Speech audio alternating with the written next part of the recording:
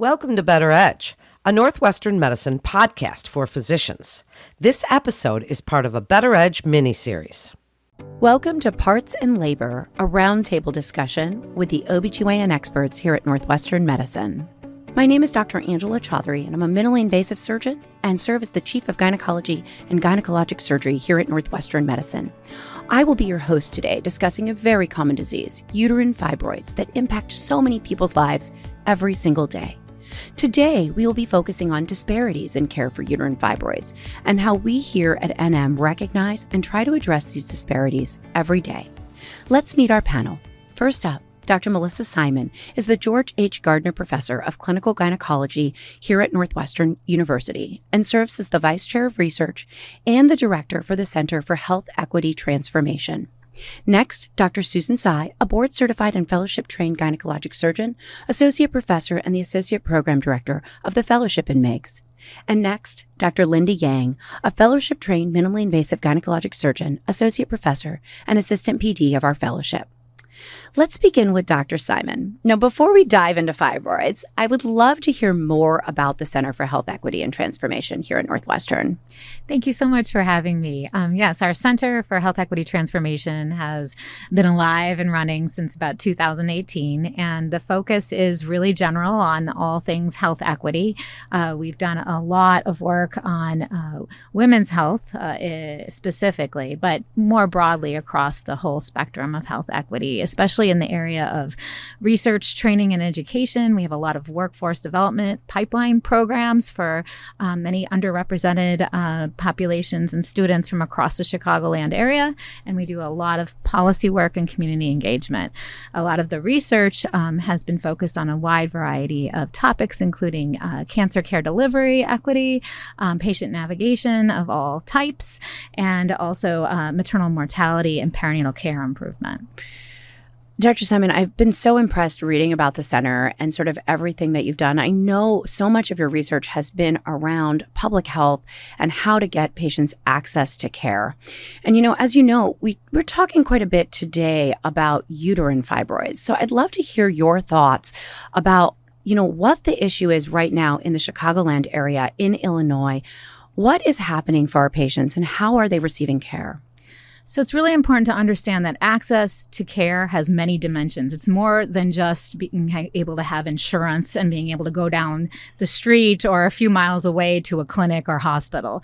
Access of care has many domains, including quality of care. Wherever you get your care, it should be the same quality, same consistency, same basis for evidence anywhere in the country or world. The other dimension is the healthcare team that you interact with. There should be no bias, no judgment, culturally responsive care. Another part of access is financial toxicity and all the out-of-pocket costs that entail going to a clinic or multiple clinic visits or in for surgery or a hospital visit. There's a lot of out-of-pocket costs that include transportation, includes taking care of your children or other people that you give care to, taking days off of work or months.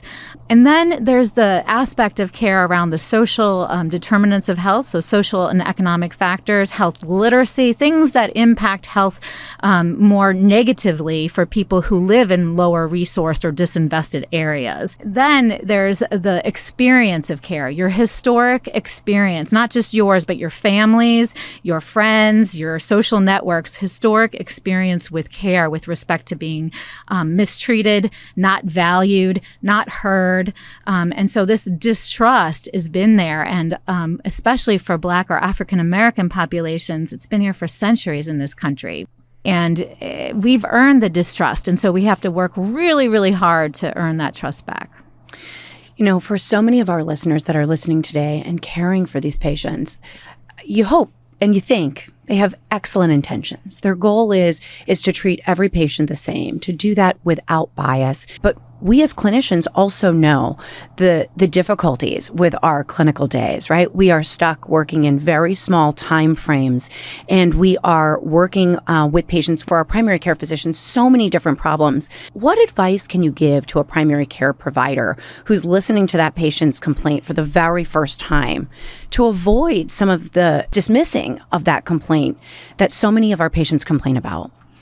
Yeah, I think for anyone who sees patients, it's important to check your biases at the door. First, to understand what it is that triggers you. Is it because you're running late already in clinic, like many of us do, or you just had a bad day at home or a bad week in general? Then understanding that,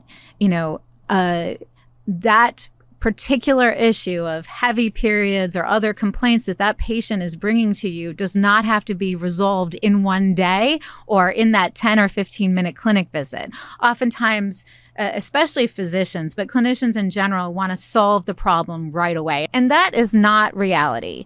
And quite frankly, most patients would tell you, I understand it's not going to be solved overnight. I understand this is a partnership and a relationship over time.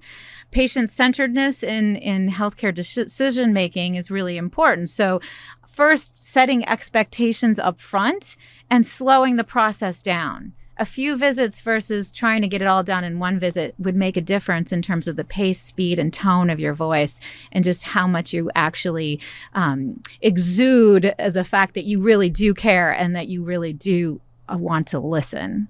Well, I certainly hear you, Dr. Simon. As a surgeon, I often feel that way, that I'm trying to solve a problem. But it is so interesting, right? As I work with patients, and I'd love to get Dr. Yang and Dr. Tsai's input on this as well. As I work with patients, sometimes it's even when I'm doing a telehealth visit, I can see in the tone of their voice, in the look on their face, in their body language, as I start talking about, for example, treatment options, you see people, either nodding, yes, I want a hysterectomy, or looking at me with this wide-eyed, like, that's the last thing I want to talk about today. Dr. Yang, have you had any experiences with patients like that where you thought, a certain treatment option was the best one for them, but really they weren't on the same page? I have, and I would echo some of those struggles as a clinician and surgeon in terms of wanting to make recommendations and offering a treatment plan by the end of the visit. But I think, as Dr. Simon alluded to, in reality, I think it's a stepwise process. When I sense that patients may not be ready to make a decision, I think it's really important for me, again, to kind of ask them, what their goals are, at the end of the process, what their goals are at their initial visit or subsequent visit, so I can really help them. I find myself reflecting upon my position and then putting myself in the patient's perspective to really understand why it is that we have not reached a decision or a firm treatment plan. I think one of the things that we really need to think about is oftentimes the patients that get to our office, they're the lucky ones, right? They're the ones that are now able to come to a center where we're going to really be able to offer them all the different opportunities. It's the patients that can't get to us, whether that's insurance, whether that's literacy, whether that's the availability to travel. We've been trying to sort of overcome some of those barriers. Telehealth. I now see patients from all over the state who can talk to us about whatever their gynecologic problems are, and we can get imaging from their local centers and then bring them up when we actually need to evaluate better for treatment options. So some of that definitely is part of what we're trying to do to improve these disparities. Dr. Simon, do you have any ideas for us on what more we can do? Well, you also have to understand the context. So specifically for Black and African American people who have uteruses and affected by fibroids, they grew up basically thinking that this is normal. It's normal to have heavy periods. It's normal to have periods for 10 days plus. It's normal to wear multiple pads in one sitting, or diapers and towels. It's normal not to wear white on those period days because you're afraid of leaking and showing through that white dress. It's normal to have pain with sex. So when you're socialized up through where your sisters, your mother, grandmother, family, friends, all have those same symptoms or experiences, then how do you know that's abnormal? Also, in addition to that, understanding the context of fibroids haven't been talked about much for many years until very recently. And then when a patient comes into a healthcare system, that's already a big deal, especially if they don't trust providers in general because of those historic things I talked about earlier. Then you've got to understand there's stigma to revealing you have heavy periods or pain with sexual intercourse. There's a lot of hesitancy because people don't feel empowered to ask questions or to bring up the real concern as to why they're there. I mean, how many times as a provider has it been to the time you are actually exiting the clinic door, the room, and then the patient goes, well, doc, actually, this is what I'm here for. And that is not on purpose or by accident. It's because they're afraid. People are afraid to come to the healthcare provider. When that happens to me in my office, I feel as though I must have done something right that visit, that by the end of that 10 or 15 minutes I spent with them, that I was able to glean that trust in order for them to come forward. And I always say as a provider, and what I teach our residents and students is, if that happens, don't talk to them from the door. Come back, sit down at the desk and have a conversation. I think that is just such a key point, Dr. Simon. And, I mentioned our residents, right? Like really trying to educate. Dr. Tsai, you've been here on faculty for so many years and part of the surgical education curriculum. Could you share sort of how we try to teach this to our trainees? Yeah. What I try to teach the residents is that, everything that the patient says is important. And as Dr. Simon alluded to previously, we as physicians cannot conquer or address every single issue. That this could take multiple visits so that we can come to the plan and the treatment that is appropriate for the patients. And so we do have that luxury of giving the residents some time. When the patients come to our clinics, we get a thorough history. And after that, we really sit down and come up with options for the patient and what they think is appropriate and really engage them on their treatment care. One of the keys that we really need to do as not just clinicians, but educators, is to make sure that this next generation of physicians comes through working from a place of bias. We need to role model that behavior such that our communities that we work with every day can begin to have more trust in the system. There's so many patients that come into my office that said, I was at this resident clinic at this university and I got seen by 10 different physicians and nothing was solved. Nothing happened. And of course, as a clinician, our first instinct is to be frustrated. We have to go pull records from 8 different hospitals and try to figure out what people have done. But really, imagine if it's frustrating for us to pull all those records, how frustrating it must be for the patient who really hasn't felt heard, hasn't felt listened to, and really hasn't gotten treatment for what they really needed. And so I think that's so true, Dr. Tsai. What we really need to be doing is educating this next generation to get them to the point that they understand how to manage these conditions and how to really care for our patients. Now, I'm going to pivot a little bit because I think that one thing that really comes up is, we've been talking about patients from different communities, and we know that fibroids impact more than 80% of Black women. 80% in our country. It is a huge number. We know in Black women that fibroids actually present at younger ages and might impair their ability to go on and have families.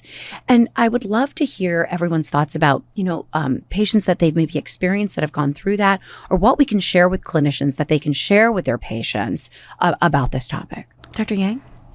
I think it's important, especially if you're establishing a relationship with a patient. I think it's imperative to at least start the conversation with the patient regarding their desire for fertility or pregnancy in the future. They may not have an answer, and that's okay. It is critical that we acknowledge that, their fertility desires, even if they're uncertain at the moment, be prioritized, and to ask whether or not they're currently attempting to conceive, and potentially even bring up options in terms of maximizing fertility and potentially preserving fertility down the road, even if they aren't focusing on that as a priority in their life at the present time. I completely agree with Dr. Yang. I think because fibroids potentially present much earlier in African American populations, do we potentially have to intervene earlier because they have it at such a younger age, even though they're not yet ready to get pregnant, if they so desire that in the future? And how can we then preserve that uterus? So I think it's important that we get that information and ask them what their fertility plans again, even if they're not ready, but do they expect it or think about it in the future? Dr. Simon, I would love to hear your thoughts because I know so much of your work has been around maternal morbidity and mortality. And this idea of our patients who come in at young ages need treatments for their fibroids, maybe surgeries that can impact that in the future.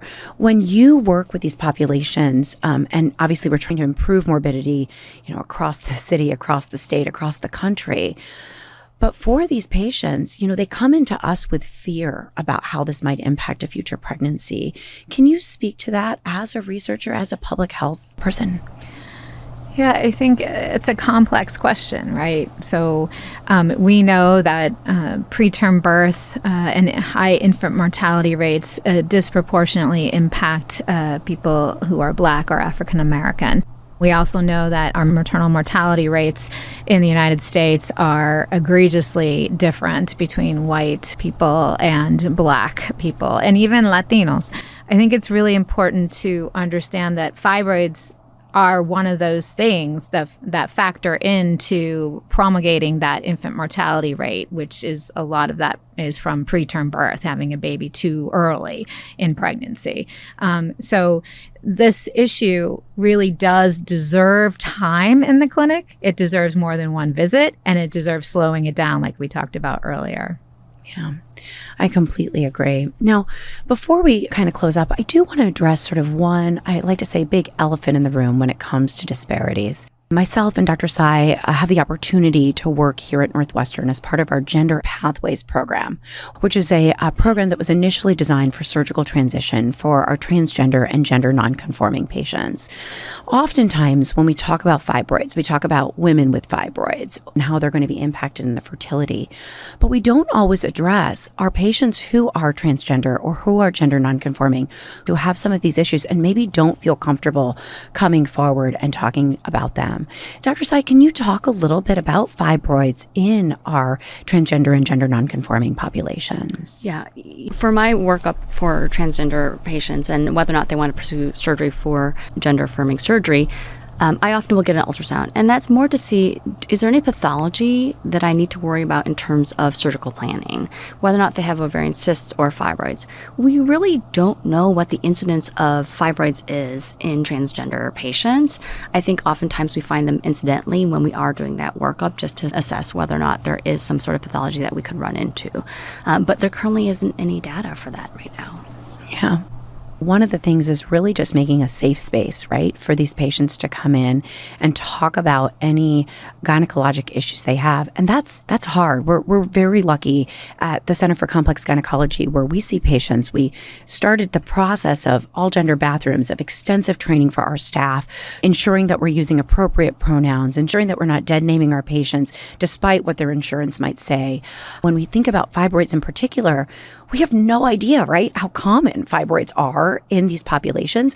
For patients who've been taking testosterone for a very young age, they may actually have less fibroids because we actually are suppressing the estrogen that creates fibroids. We know that a lot of our patients don't start testosterone until much later in life. And so absolutely have patients coming in their 40s, right, who have these sorts of complaints. And so like Dr. Tsai said, really listening and trying to better understand what their issues are. So I'd really like to wrap us up today. Dr. Simon, if you could just share with us what you think the most important thing is for our listeners to leave with when we think about disparities, both in healthcare for patients with a uterus, for patients with uterine fibroids.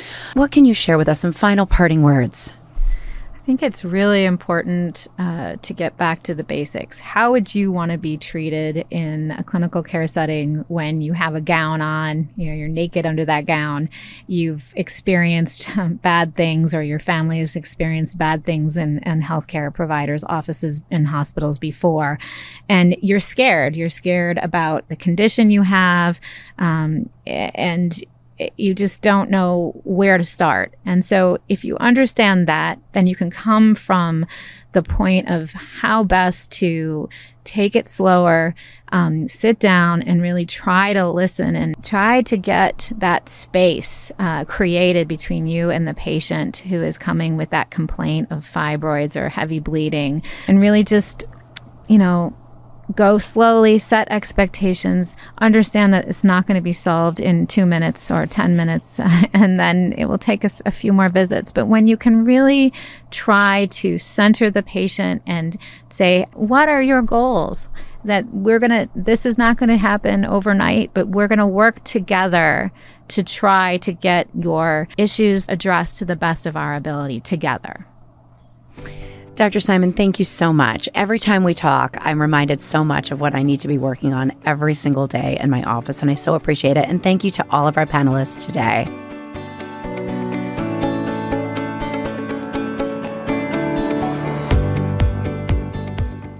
To refer your patient or for more information, please visit our website at breakthroughsforphysicians.nm.org/OB-GYN. That concludes this episode of Better Edge, a Northwestern Medicine podcast for physicians. Please always remember to subscribe, rate, and review this podcast and all the other Northwestern Medicine podcasts. And for updates on the latest medical advancements and breakthroughs, please follow us on your social channels.